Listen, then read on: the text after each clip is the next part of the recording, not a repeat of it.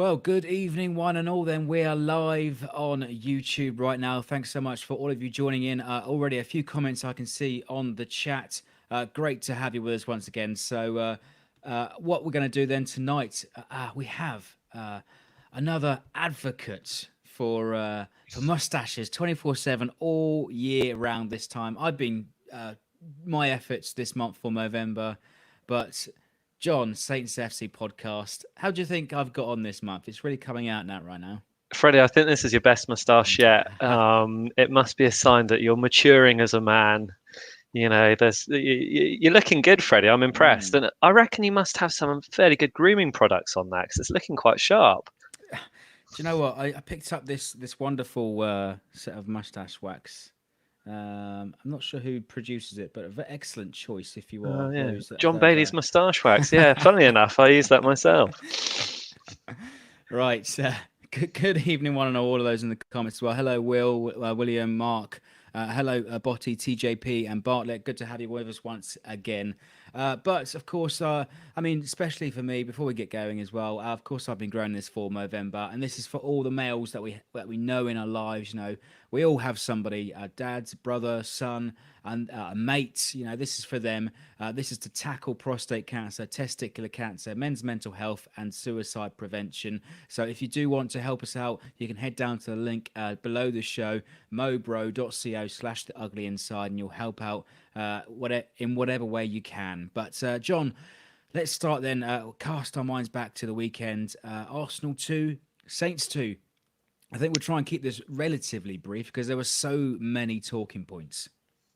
There were so many, Freddie. I mean, from the starting lineup, the fact that we had Armstrong, Jack Stevens, kind of keeping his place in the team. We had Obafemi starting up front. And I don't know, you're always a little bit worried about Ralph's selections. I think sometimes this season he has got it wrong.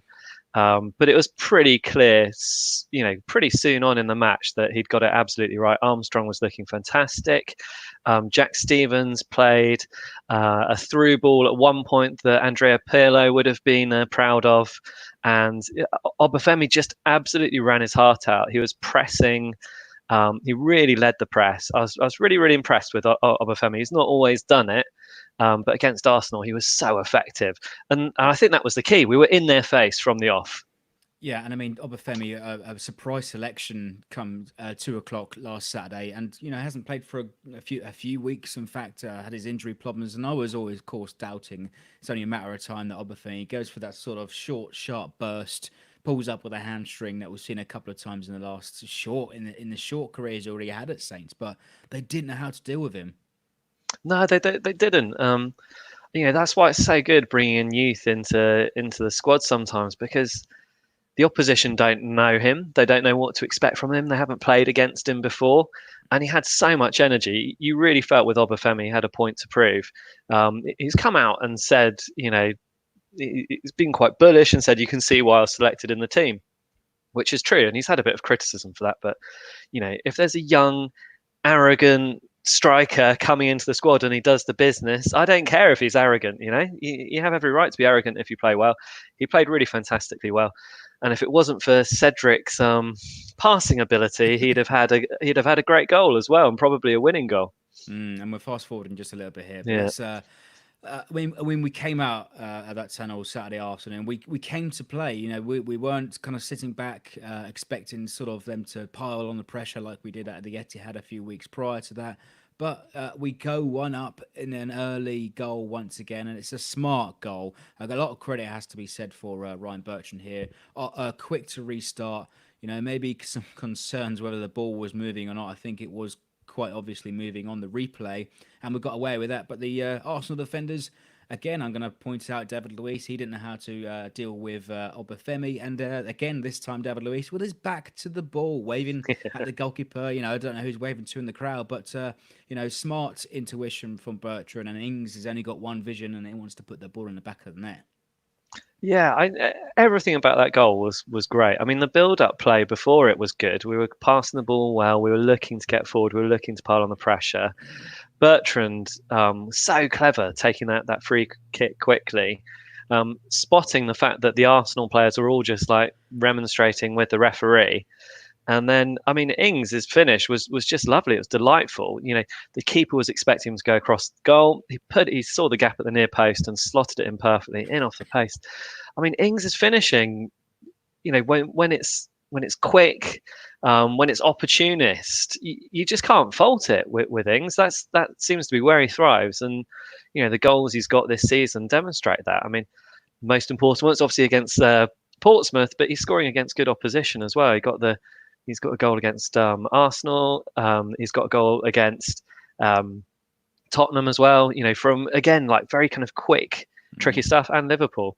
And he's feeding off scraps. And I think the commentators mentioned that he scored in every game that he scored in this season. We haven't won. No. I mean, but then we haven't won that many games though this season. Slim pickings, isn't it? Really. Yeah. Right. We do invite the pressure though. 1-1, and I think again we've got to highlight sort of the defensive naivety here, the fragilities. We're chasing the ball like it's playground football. Yeah, and Cedric was done on in the right back position for that Arsenal equaliser. Where I stood in the Arsenal ground, I was kind of close enough to see Cedric mouth, and he did a little swear when he saw that the Arsenal winger had got past him. It was Tierney, wasn't it? Just had the better of Cedric for the whole game, really. And you can see why they've spent all that money on him, because he outclassed Cedric the whole time. Ball goes into the box. It's a typical thing of the Arsenal players reacting quicker than the Saints players. I don't want to be too down on the defenders, because I think overall they had quite a good game. Bednarek made an amazing kind of like block sliding challenge in the second half, but it is a problem. We know that we're going to concede goals. We're not solid at the back, and when you've got a front line with the likes of Lacazette, Aubameyang, later on in the game Pepe as well, you know that we're going to concede goals. Yeah, and they did introduce Pepe at half time. They changed their shape, and they came out with some more intent. And you thought it was a case that once they sort of start hitting the top of the ketchup bottle, the rest of the sauce will fall out. But I think we were quite resilient in the tackle. We came to play in that second half, very open game, and we took our chances as it were. I think against the run of play in the build up to the penalty, and Arsenal had most of the opportunities, but Ward-Prowse gets the penalty from Danny Ings being fouled in the box. Was it a foul though? Yeah, I think so. Danny Ings got in front of him, and there was contact. He has every right to go down. So why not? I'm not going to complain about that. Likewise, I'm not complaining about Bertrand not having the ball stationary before the first goal either. You got to take those things when you can, Yeah, exactly. But Ward-Prowse, I was surprised that Danny Ings didn't pick up the ball and try and slot it away. But Ward-Prowse takes a penalty, misses it, but gets on the rebound quite fortunately, and smashes it home with 2-1 at the Emirates. Yeah, and you could see with the players as well, it was such an important goal. They've been knocking at the door for a bit at that point. Arsenal had some chances, Saints had some chances, and it was our reward for playing really, really hard and really well. And they were doing all the things that Ralph said that he wanted the team to be doing, being more aggressive, being quicker in the transition periods, and also not sulking when things hadn't gone their way. So, once we had the equaliser, we didn't stand around and sulk on the pitch and lose our heads. We kept at it, and then we got our reward in the end. Yeah. I mean, there's a few comments here, in fact, perhaps highlighting some of the players that obviously didn't pick up the ball for the penalty or put the ball away or pick it up from the free kick. Mark, there's a good comment here. I thought Armstrong made quite a difference to the midfield on Saturday. Do you guys agree? Absolutely. He was so good at being forward looking. Like, I like Oriol Romeo. He does a really good job at breaking up attacks, but he is not the guy that you're looking for distributing the ball forward. If you look at even the highlights package, you can see every time Armstrong gets the ball, he's looking forward. At the very least, he's looking across. He's looking to start attacks. It was very, very positive minded the whole way through. Armstrong absolutely deserves his place in the team at the weekend. He was really great. I don't think Armstrong's ever going to be a world beater, but it worked with the aggressive system that Ralph was deploying on Saturday. Equally, Mark also adds, or this is before actually the first comment. The lads really put the shift in at the weekend, but should have won. The only niggle is that our skipper had a poor game, and what is wrong with him this season? I think he hasn't quite lived up to his expectations or his quality, sort of what he showcased last season. No, and it was interesting seeing Guendouzi on the pitch for Arsenal because Guendouzi was the embodiment of what Højbjerg is supposed to be. I thought Guendouzi was really really good for Arsenal. I don't know what's up with Højbjerg this season. It's not looking that good, to be honest. I can't think of a good performance he's had. You know, he's normally a heart on his sleeve, aggressive, tackling, forward-looking midfielder, but it's just not happening this season. I don't know why. Mm. I think Ralph needs to sit down with him and have a good long conversation and point out the bits of his job that he's not doing at the moment. Well, Otherwise, he's going to lose his position in the team. there's of course there's nagging doubts over, in fact, a lot of fans' heads, and he kind of swerved the question in the fans' forums at the beginning of the season. When are you going to sign the contract, Pierre? And he's kind of swerved that so far. So I don't know if he's got one eye on something else or trying to play for another team. I don't know, but he's a very passionate guy. You know, he comes out very honest in the interviews, and but almost too many times, and it's kind of lost its novelty now. Yeah, I think so. I mean, he's kind of been the guy who's fronted up so many times before. It probably is tiresome. Can I understand why he's not yet signed a contract? The way things are looking this season, absolutely I can. It's Mm. if he signs a new contract, it's going to be much more difficult for him to get the move because the money will have to be big for anyone to come in for him. I have no doubt that Southampton have clauses in the contract that say that if we get relegated to the Championship, you get a pay cut, as you would. So, it's a bit disappointing from having your captain be like that. But maybe he feels like the writing's on the wall a bit. We haven't been doing well for the last 2 seasons. We're not doing well this season. Yeah, I mean, sorry about that. Just trying to figure out why some volume is low. Thanks for your comment, Stephen. I'm trying to open up YouTube in the other window, and I'm getting myself confused. Is John talking right now on the stream, or is he talking on the other video? So apologies if there was a short delay there, but I mean, there was also three good chances if we cast our minds back to the game too. Yeah, three great chances. Yeah, you mentioned earlier on Cedric actually piling on the pressure, winning the ball high up the pitch, and in fact, I want to be honest here. When I was watching the game, I thought, Cedric, what are you doing there? What are you doing there? Oh, okay. Cedric, pass, just pass it simply across Yeah. the floor, and all Abafemi has to do is just tap it in from 4 or 5 yards. But he's put so much pace in it, Abafemi doesn't know whether he's coming or going. No, it just totally overhit it.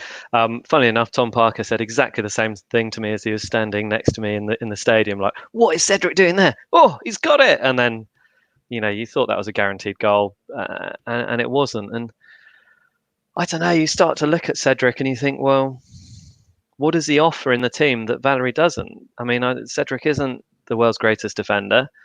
He's not the world's greatest crosser, and that pass wasn't great. And ultimately, it's cost us getting another goal. Botti's just come up with a comment here. What is Cedric actually good for us? Is that just me that wonders that? Well, no, I wonder the same thing. Mm. So, maybe some of our other listeners could chip in and tell us what it is. Yeah, I mean, indeed, of course, there was Cedric came out, a few weeks ago and said, I will be leaving Southampton at the end of the season. And he came out with all the sort of enthusiasm and kind of passion for the shirt against Everton that he didn't even want to be there. So, I think credit a little bit has to be given to Cedric here. Got his head down against Arsenal, has got himself into good areas, but, often naive, sort of coming back, if you like, and often being caught out. But Cedric, interesting whether Ralph will stick with him for the rest of the season because Valerie equally has his opportunity when he's giving it. Yeah, I mean, I'd still put Valerie in there. I know he had a dreadful game against Leicester, but then let's face it, who didn't have a dreadful game against Leicester? I think he offers more going forward. I can see, yeah, Valerie is naive, but he's young. maybe Ralph's trying to protect him from being in the side in a difficult relegation battle, but he did well last season, so I'd risk it with Valerie, to be honest. And if we just take a look at those other two opportunities, Buffal also introduced and Gineppo introduced. Great work from sort of Buffal and Redmond for the two opportunities to get the ball high up the pitch, put it back, but Gineppo on a plate on that second opportunity just missed it by, that much, 5, 6, 7 centimetres. Yeah, well, I mean, I think twice Gineppo should have had the winning goal, because there was the chance earlier than that as well where he got the ball cut back to him. He just needed to whack it in the goal. He hit it too softly, and it was easy to clear. That miss at the end, I suppose, it all happened quite quickly, but I don't know. What is it with Gineppo? Maybe he needs to be like running towards goal with the ball. I mean, that's when he scored his goals for us before. When he's on the front foot, he's coming from a little bit deeper rather than being a kind of a snapshot finisher. But really, I'd expect Gineppo to get those goals. You gave him those chances in training. I'm sure he puts them away every time. It almost suggests that he excels better where he doesn't have to think about things. So he's got all this time to think about where he's going to place the shot when Buffal and Redmond are going to pull the ball back, and kind of fluffs his lines a little bit. Yeah, let's see. Still early days with Gineppo, but I think he's going to be a great player, and I reckon he'll get some more goals in the not too distant future.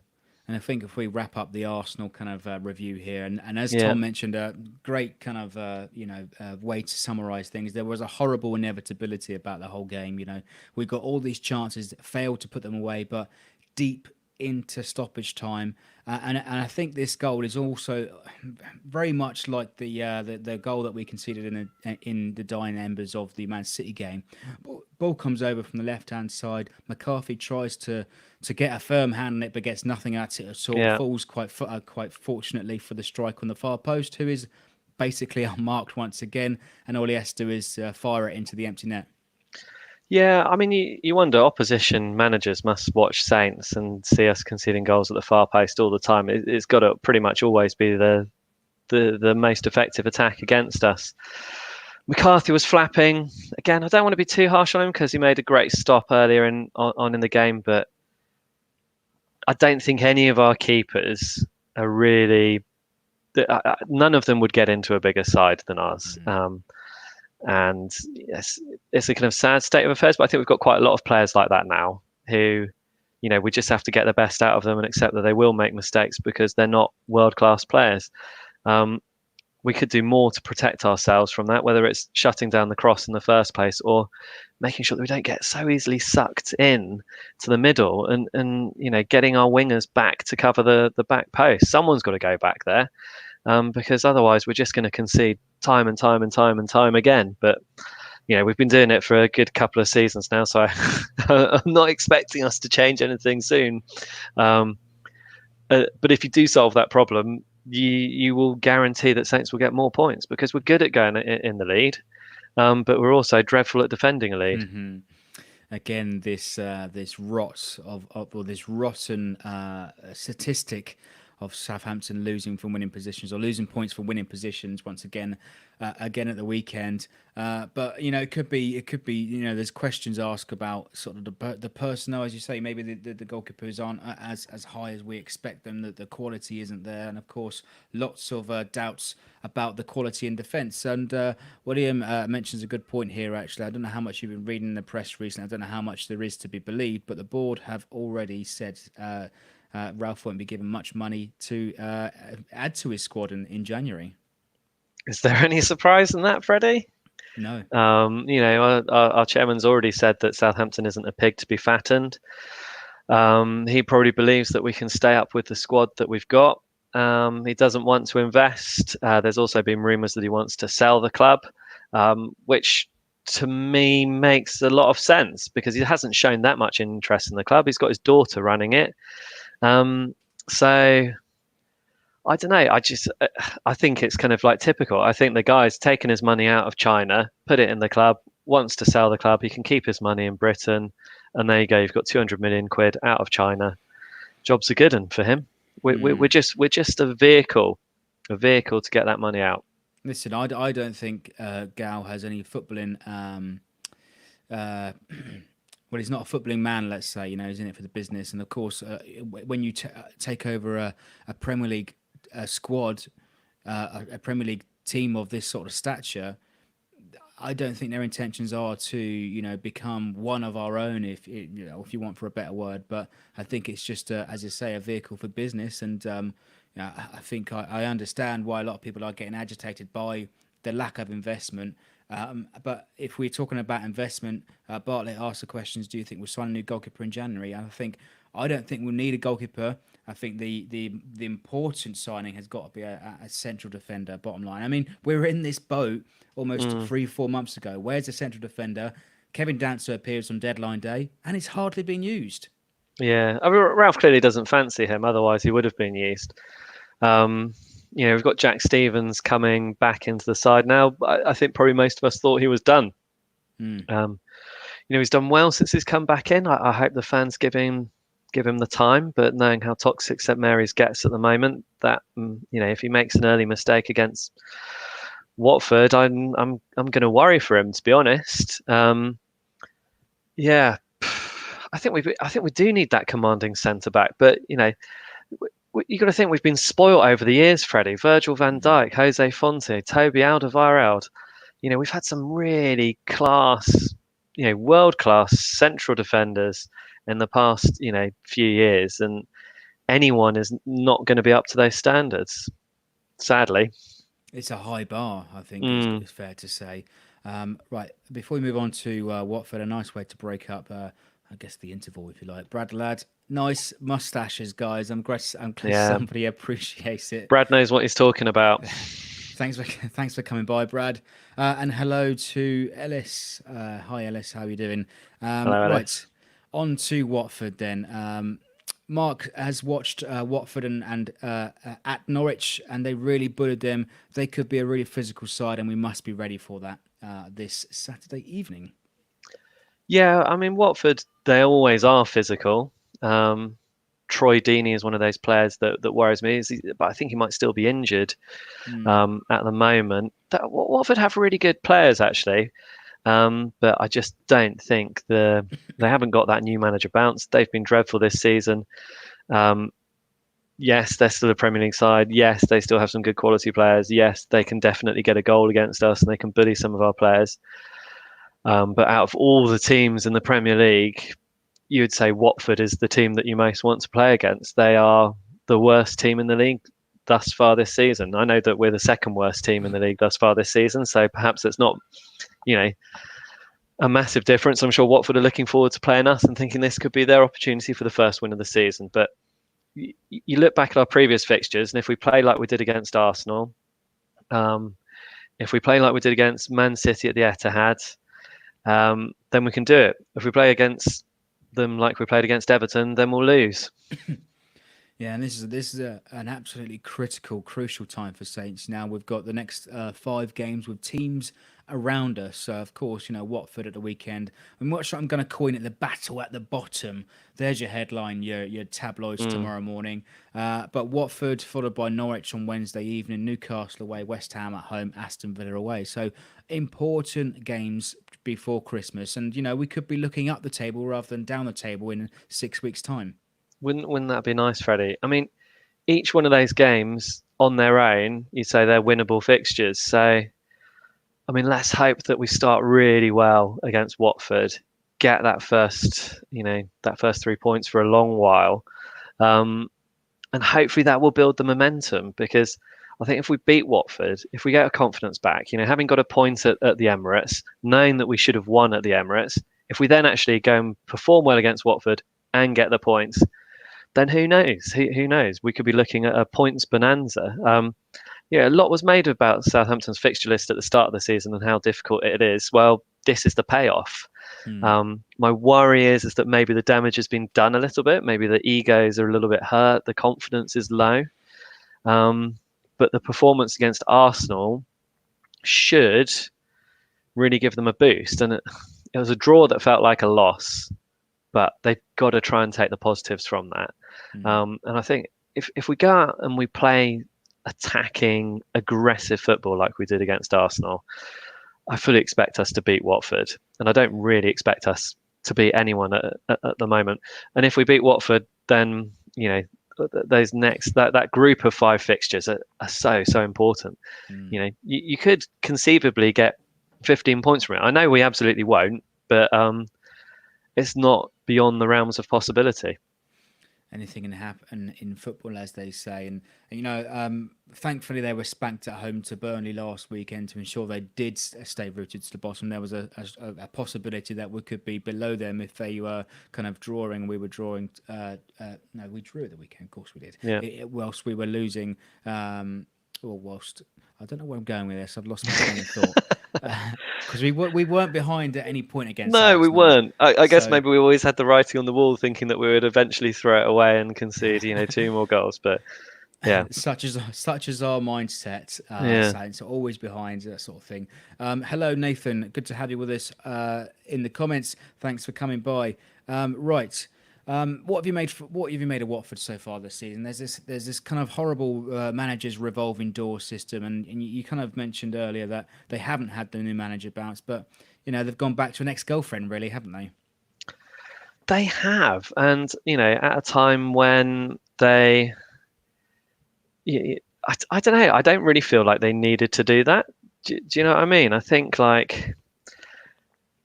had a good manager. Yeah, they tailed off towards the end of last season, but they were distracted by the FA Cup. Who wouldn't be distracted by getting through to the FA Cup final? I think they've made a big mistake. It's very rare, I think, that you see a club go back to their manager and it work out. So I'm not really sure what they're doing there, Freddie. I don't think they've been any good at all this season. I think they are rightfully bottom of the table, and to be honest, I just hope that they can stay there.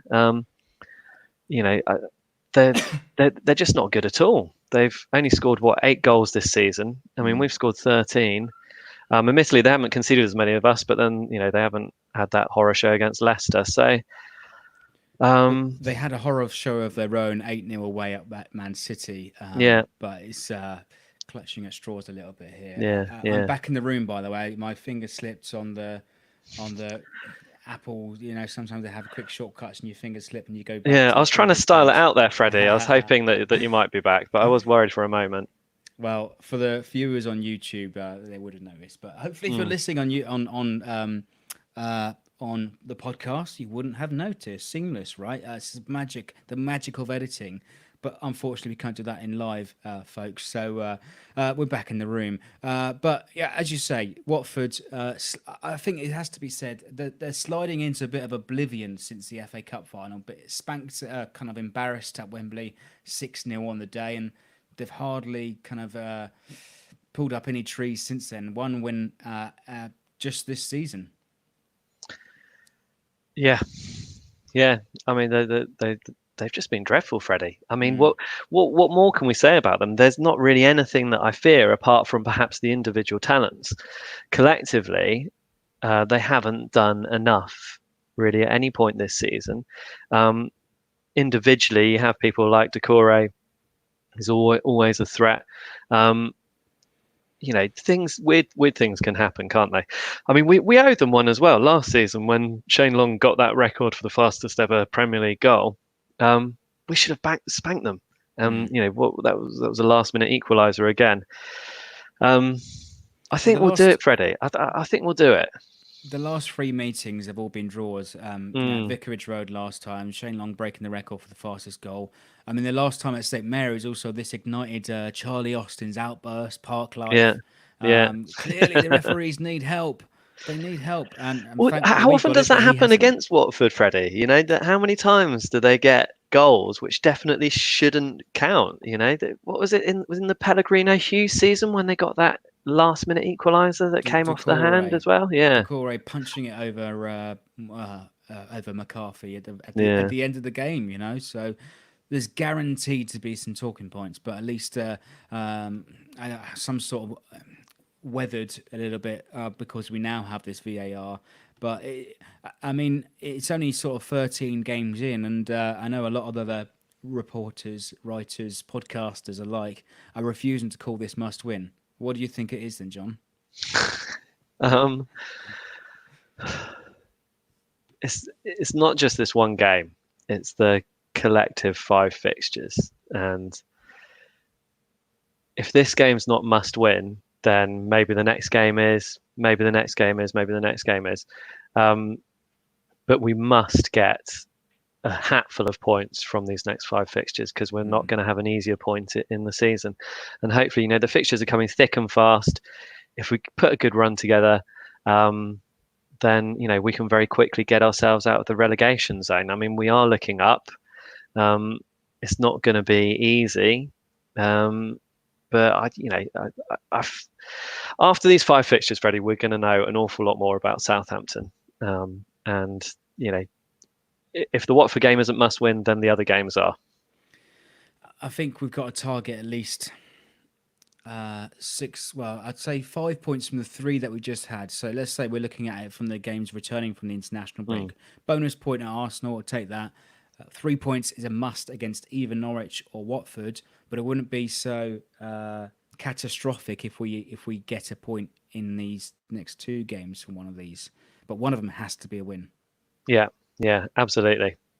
Let's make it must win, Freddie. Let's put it on the line. This one is must win. The fans at St Mary's need to see a win. It is unfair, the amount of money that they're paying for their season tickets. It's about time they see the sort of performance that the away fans have seen at the Emirates. It needs to happen. So it's got to be must win. It's must win for the season ticket holders.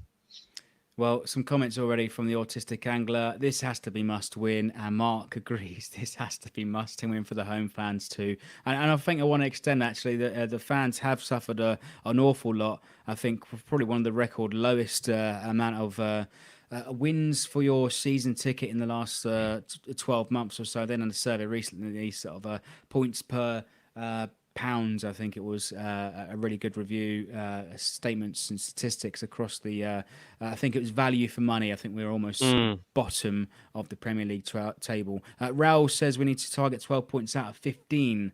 That's an optimistic target, I think. Yeah, I mean 12 points out of 15 would be amazing. I'd be very, very happy with that. I don't think necessarily that we'll win 4 of the 5, but you take 10 points, I think, Freddie. 10 from the 15. I think that's what we need. So Raul's not far off, actually. I'd go with 10, absolutely. And, as I said earlier, I think that then will be us kind of looking up the table. I think a lot of other teams around us, Everton, West Ham, under significant amount of pressure under their managers. And it could be one of those 2, or in fact, it could be Emery. Could be the next man out the door. Right, let's try and wrap this up then with some lineups and some score predictions. So get your score predictions in the comments, and we'll put some of that out on screen. Let's kick things off with from a few minutes ago. Brad the lad, where is your comment? There it is. Should be an interesting game, this one. I think Southampton will win 1-0. James Ward-Prowse to score. Now that's not a scoreline that kind of fills us with optimism. Nah, I think we'll concede a goal. Freddie, I'm going to go with 3-1. I think finally, there's going to be a bit of tension, but we'll get that goal to give us the 2-goal lead at some point, and then the fans can actually enjoy the football, even if it's only for a few minutes, even if the 3rd goal comes, quite towards the end of the game. But you think about that game against Brighton, how relieved were you when Nathan Redmond put in the goal, because you knew it was done then. And that was the thing that cost us against Arsenal. The players know they can score. Maybe Armstrong's going to get our goal. But yeah, 3-1 Saints is what I'm going for. I'd love to see that as well. Matt is going with 4-2 Goalfest. Thanks for coming on in the comments there, Matt. Ellis 3-1. Come on, Saints. And Autistic Angler, another 3-1 to go with that. And Owen actually coming over from America to the Watford and Norwich games. Good to have you with us. Owen, I hope it goes well for you, mate. When did you book those flights? That's some commitment. In fact, Yeah. fair play to Owen and your family coming over from the States to watch. Hopefully, what will be 6 points. But let's run through some lineups as well. I'm going to fire some more score predictions on the screen whilst you're running through your lineup. Then, John, a lot of surprise selections last week at Arsenal. But what would you go with this weekend? I pretty much keep it the same. So the only ones that I would change out Cedric for Valerie. Hmm. I think you stick with Obafemi, Ings. Redmond's not been so great in the last couple of games, but I still think he deserves his place in the side. Armstrong absolutely gets to retain his place. Højbjerg, could you perhaps argue that at home maybe you take out Højbjerg and you put in Gineppo? Where's the protection though with that? Yeah, well, exactly. I prefer it with four at the back. I think I'd stick with Stevens and Bednarek, Bertrand, Valerie. Yeah, I think you're going to have to stick with Højbjerg, Ward-Prowse, Armstrong as the midfield three, and then Ings, Redmond, and Obafemi up the top. I think that's fair, but you do want to see Gineppo coming on the pitch, and you probably want to see Buffal coming on the pitch. He really kind of he really improved things when he came on against the Arsenal at the Emirates, and we haven't talked about that, but he deserves some note. But it's good now, I think, that Ward-Prowse and Højbjerg might be starting to feel like there are others around them who are perhaps deserving of a place in the starting lineup. I mean, we have an attack in abundance. Lots of players that can offer something different to the lineup. Explosive pace with Obafemi, Buffal and Gineppo can change the game in a split second with a little bit of trickery. But one man who's sort of gone under the radar is returned to the team in training this week. Josh Sims come back over from New York Red Bulls, and we love to see him. Yeah, we'd love to see him. I think it's probably not going to happen for him this weekend. But I do like Josh Sims. I could see him maybe making a couple of substitute appearances, changing a couple of games, and the whole idea of him going to Red Bull New York was that the idea is that they play quite a similar sort of game as Southampton, so that you should be able to kind of get that game practice, and then be able to come in a bit, come in and be effective in Ralph's system. But I don't think we'll see Josh Sims. Purely because Gineppo and Buffal are waiting on the wings, and I think that they're going to get their chance before he does. And what's happened to Shay Adams then recently? Yeah, it's a shame, isn't it? Because I don't think he deserved to be dropped, to be honest. I know he squandered a few chances, but if you look at everything that Obafemi did right on Saturday, that's what Shay Adams was doing. So I think it's a bit unfair, but there's clearly Ralph doesn't fancy him for some reason. So I don't know why that is. But hopefully when he does come back into the side, he's firing on all cylinders. But it may be a case of that he's going to have to wait till Obafemi pulls up with that hamstring, or Danny Ings gets injured for him to get his chance again. And hopefully when he does get his chance, he takes it. Yeah, he needs something to go in for him by any means necessary in whatever way we can. Yeah, he'd take an in off the backside, wouldn't he? Yeah, shinny, anything you can. Right, I think we'll call that full time then tonight, John. Thank you so much and for all of your comments. Some fantastic score lines actually. William has gone for 5-1. Mark has gone 2-1, a little bit closer this way. And Stephen 3-2. Great predictions, one and all. But I think what is unanimous here in the comments, a home win, John. Yeah, wow, about time, Freddie. John, great to speak to you once again. Just remind us all where we can catch up with you. Saints FC podcast should be out in time for your commute tomorrow morning. I just need to speak to Tom Parker as soon as we finish this. So if you want to listen to that, you can find it on, anywhere where you get your podcasts. And of course, Freddie, I'll send you the audio file so you can put it on the Ugly Inside YouTube channel as well. Great stuff. Thanks for joining us, one and all, and up the Saints.